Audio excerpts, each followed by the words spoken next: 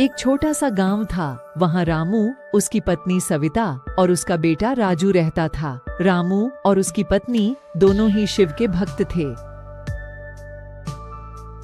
रामू दिन भर खेती करता था और उसकी पत्नी घर के काम करती थी और रामू को मदद करती थी।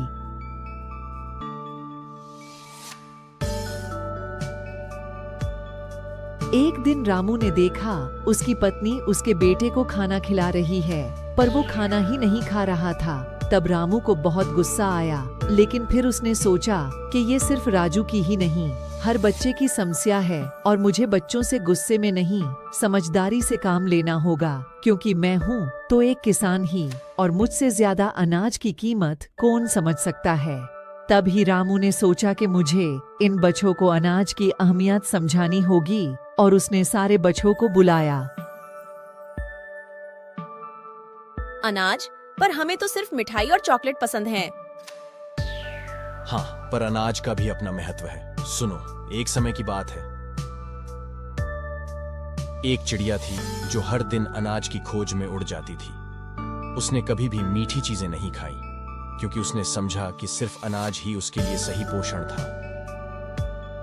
पर चिड़िया तो हम नहीं है, हमें तो सिर्फ मिठाई पसंद है। चलो, मैं खत्म नहीं किया। चिड़िया ने अपनी परवरिश के दौरान यह सीखा कि अनाज ही उसके परिवार को तंदुरुस्त और मजबूत रखता है। देखो, अनाज हमें पोषण देता है, हमारे शरीर को शक्ति देता है और हमारी इम्यूनिटी को मजबूती देता है। पर हम क्यों अनाज खाएं? अनाज का सेवन करने से हमें हर तरह के पोषक तत्व मिलते हैं। रोटी, चावल, दाल, ये सब अनाज के ही प्रकार होते हैं।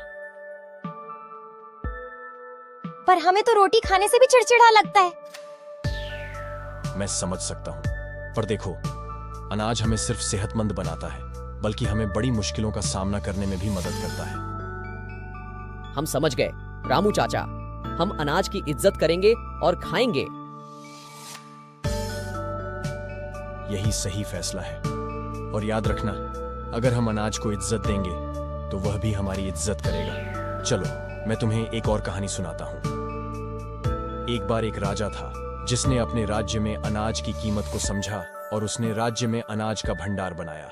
उसने समाज में जागरूकता लाई कि वो अनाज का भंडार उसकी प्रजा का ही है, लेकिन सभी प्रजा को अन्न देवता को सम्मान देना होगा और जो मिले उसे खा लेना चाहिए।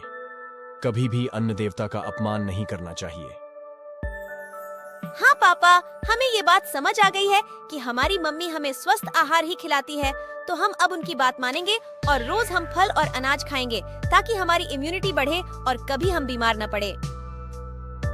बहुत अच्छे बच्चों, इसी तरह अपने बड़ों की बातें सुने और जीवन में आगे बढ़ते रहें।